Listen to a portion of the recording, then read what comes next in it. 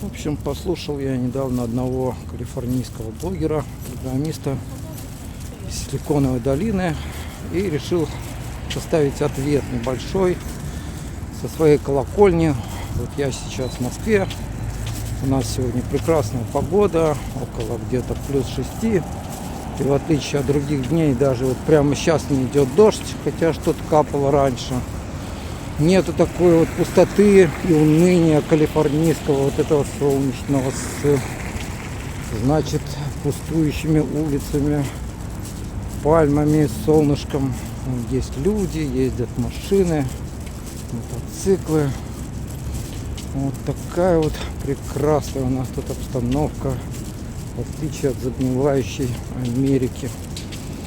Вот, то есть блогер рассказывал про то, как, значит, плохо с работой, в Америке работы нету и всякие интересные вещи. Ну, я решил немножко скорее дополнить его ответ. Я с ним, в общем-то, не спорю, согласен.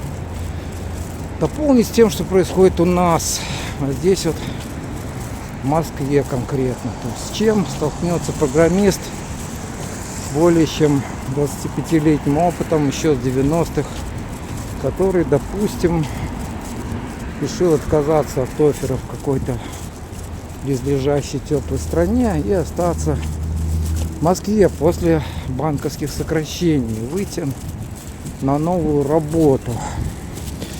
Вот, и что же он увидит на новой работе сейчас? Он увидит задачи, которые ставятся с помощью ИИ, которых смысл нужно разыскивать самостоятельно через поиски по коду, собственно, даже смысла того, что должно делаться. Вот. Вроде бы в задачах будут какие-то чек-листы, что там должна быть и документация, и то, что задача разработчику должна быть понятна, и то, что там тестировать должно быть понятно. Но ничего этого и в помине не будет. Все эти чек-листы просто игнорируются. То есть задача будет состоять у разработчика такого опытного из того, чтобы взять там одну буковку и хитро вырезанным способом переложить в какое-то место, которое ему надо самостоятельно найти, разыскивая весь код, документацию. Вот, то есть вот такие вот задачи. Поставят ему, значит, этому деду 25-летнего тимлида, который будет пафосно ему рассказывать всякие интересные вещи о том, что он, значит, человек умный, должен, значит, сам во всем разобраться, все это искать. Ему все выдано в лучшем виде, вон есть и документация, и справочники, и словами он тебе пишет, что ж тут непонятно. Задача явно четко написана. Утром тебе, значит, он скажет, что работа это очень срочная, можно быстрее ее сделать, хоть что-то там, схеме понятно можно оставить потом, потому что у нас культура стартапа, доверия и так далее. И когда вы, поверив в это все, выкатите свой pull request с надеждой обсудить, вам расскажут, что вы очень глупый человек, поставят кучу красных галочек, начнут тыкать вас носом вещи, которые должны быть понятны самостоятельно, само собой. Ну, в общем, дальше у вас будет встреча с чуть менее юным тимлидом, который после этого вам начнет рассказывать, ну что же так, ну что же вы такой вот старый человек, зажравшийся.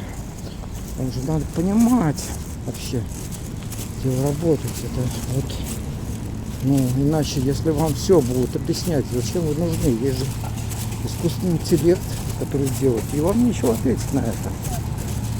Вот, то есть, ну, интересно все это происходит нынче.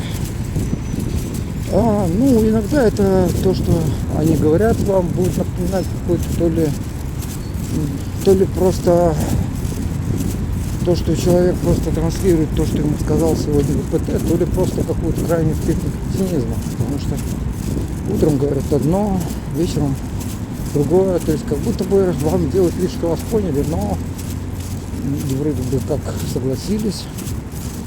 Но это абсолютно сразу вылетает. То есть, ну, как будто бы особо вас и игнорируют. Но, в принципе, я кто вот такой, действительно, что с вами считаться. Ну, ничего страшного, вроде бы в этом и нету. Вот, ну, что у нас получается в этой компании? То есть у нас вас посылают читать код. Код, значит, будет отрефакторен в полное отсутствие логики. То есть это будут просто классы, которые там из 5 строчек.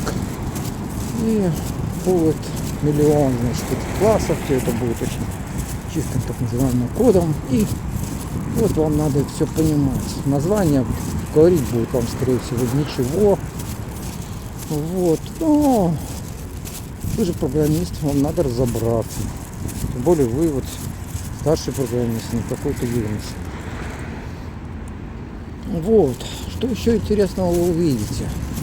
Вы увидите при этом всем, что вам будут улыбаться и говорить, что вот вам идут навстречу. Не хуже, чем в Америке вы здесь у нас улыбаться. Вот. Что еще? Ну, какой-то конкретики в виде каких-то сценариев работы системы вы не узнаете ни от кого. Вам будут просто вот как-то рассказывать общими словами, которые вы сами можете генерировать с помощью ИИ. Но только из них нет, системы по этим описаниям не написать и не протестировать. Вот. Вы выясните со временем, что после того, как внедрились все агенты, многое то, что раньше работало, не работает. Презентация, она не соответствует тому, что есть. А новые люди не пишут. Потому что, во-первых, зачем? Потому что у нас же ИИ идет. Этот ИИ, значит, будет нам все писать потом. Ну, собственно, зачем тратить на это время? Мы попали в бурно развивающуюся компанию. В этой бурно развивающейся компании будут происходить всякие интересные вещи. То есть компания молодая, использует она самые лучшие передовые техники. Они все читали книжки Гугла, называемый сайт Reliability Engineer Books, которые были написаны, собственно, 10 лет назад. Это даже до методической литературы не годится, но они будут молиться на это. А молиться они конкретно будут на всякие такие практики, типа того, что вот можно, значит, делать дежурства эти.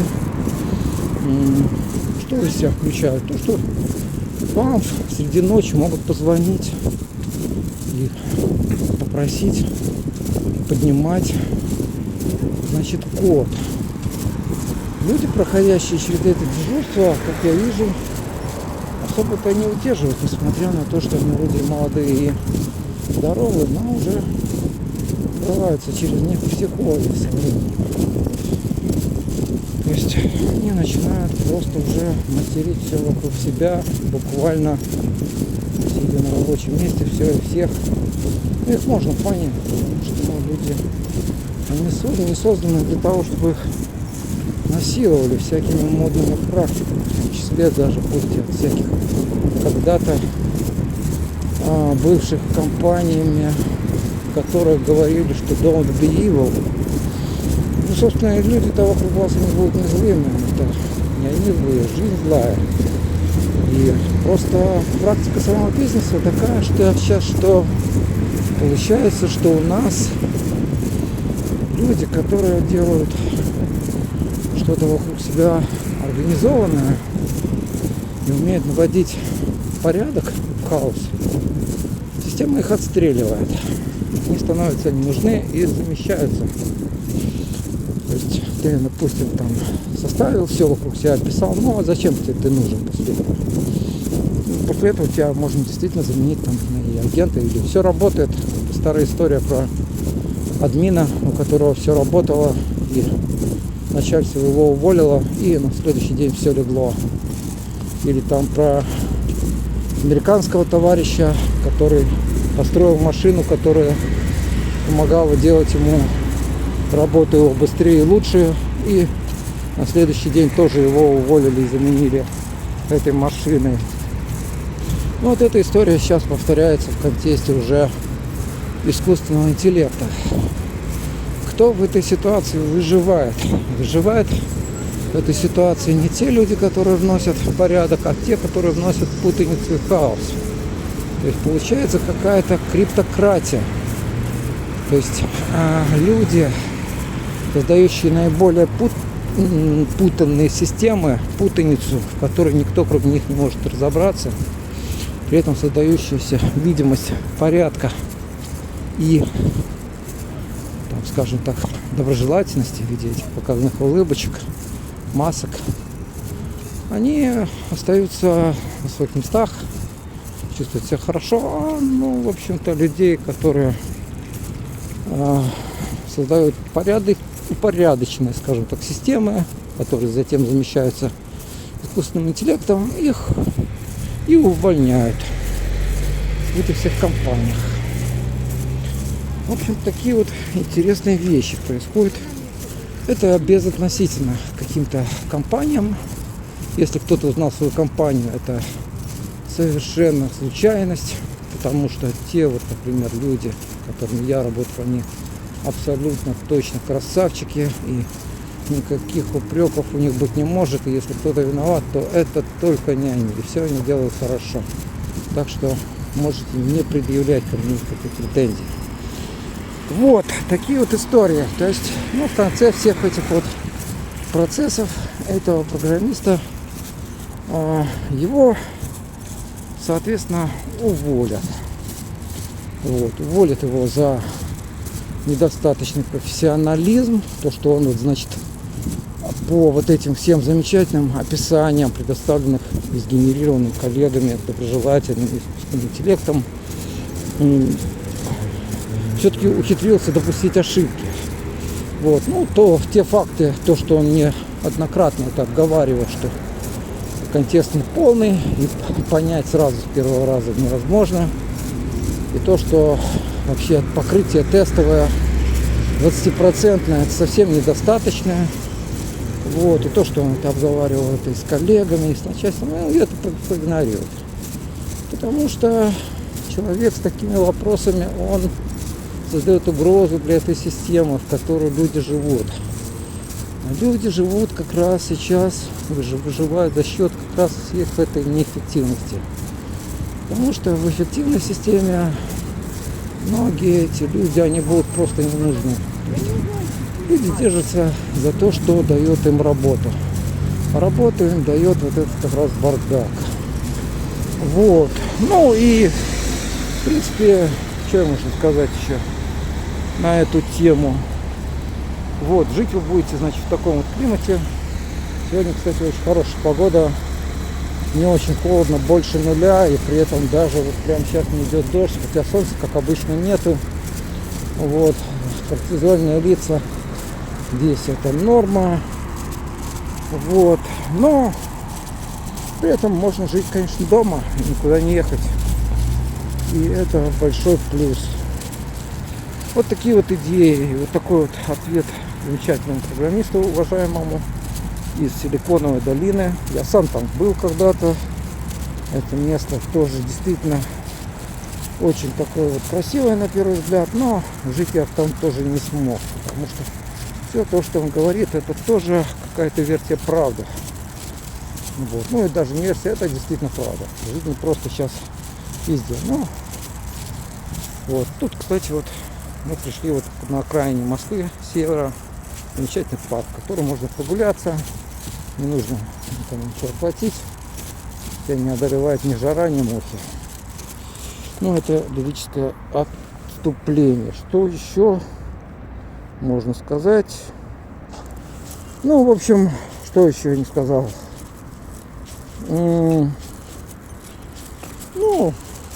про то, что как бы вот какой-то загадочный вот, код, американский или не американский. Ну, в общем-то, деньги сейчас король везде. И в России тоже. То есть, пусть программисты из других стран не обольщаются, то есть все держится на деньгах. Если, причем крайне порно, если компанию можно выдаить, то ее будут выдаивать. Если, значит, что можно, если можно вместо того, чтобы тратить время на написание тестов и поддержку их, просто поднимать людей по ночам, чинить сервера, то это будет делать, если это, например, на порядок дешевле, чем создание чего-то надежного. Вот. Ну и какие еще эффекты касательно ИИ, то что люди пережили не одно сокращение, и сейчас ходят всякие такие вот истории в менеджерской среде, что вот надо, значит, оптимизировать все, что программист должен выполнять работу и менеджера, и тестера, и сборщика требований и тому подобное. И на вас могут сразу это и повесить. Но дело в том, что эти менеджеры, другие программисты, тестеры и девопсы, они никуда не делись. И отдавать свою работу они вам не захотят. Вот. И скорее они вам улыбнутся и проведут вас по замечательному, очень хитро умному сценарию, в котором вы будете клоуном. И будете вы отправлены на выход. Ничего подобного не выйдет. В целом такая среда, вот, она создает вот этого всего и безумия. Она создает очень токсичную атмосферу. То есть люди перестают делиться информацией, даже вот если, допустим, ну, ладно, так как программисты сталкивались с токсичными программерами в конкурентной среде, в которой, значит, люди не делятся информацией, потому что это, ну, прямая конкуренция. То есть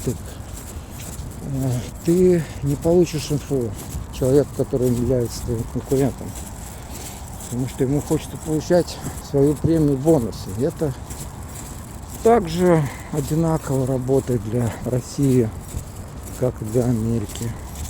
Вот. Но сейчас с приходом ИИ ты ее не получишь, эту информацию, и от тестера какую-то полезную информацию, и даже от продакт-менеджера, который, или там аналитика, бизнес, как это называлось раньше, который раньше должен для тебя эту информацию предоставлять. Ну а если менеджер проекта увидит в тебе потенциального конкурента, то он тебя, конечно, отстрелит очень быстро. Вот такие вот истории из реалий жизни и работы на этот конец 2025 года. Надеюсь, всем это было интересно. Кто себя узнал в какой-либо истории, совершенно зря вы это сделали. Никого не хотел обидеть. Всех уважаю, всех понимаю. Жизнь сейчас тяжелая, всем надо выживать. Вот, ну а кому-то, надеюсь, это будет полезно, чтобы не переживать понапрасну, не тратить время впустую в местах, где им не рады, где они не нужны. Поискать, может быть, себе места получше, которых немало. Вот, например, вот здесь вот неплохое озеро, такой вот пруд скорее. Вот, там можно прогуляться, освежить голову, никуда не ездя на машине, просто выйдя и пройдя 10 минут далеко от дома. Шикарные беседочки. В общем, жизнь есть.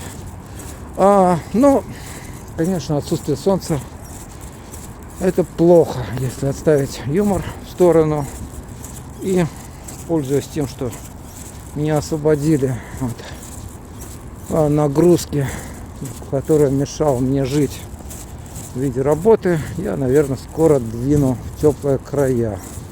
На всем откланиваюсь. Комментарии приветствуются. Всем большое спасибо за внимание. Буду рад с вами побеседовать в комментариях. Ставьте лайки, распространяйте, если вам это интересно. До свидания.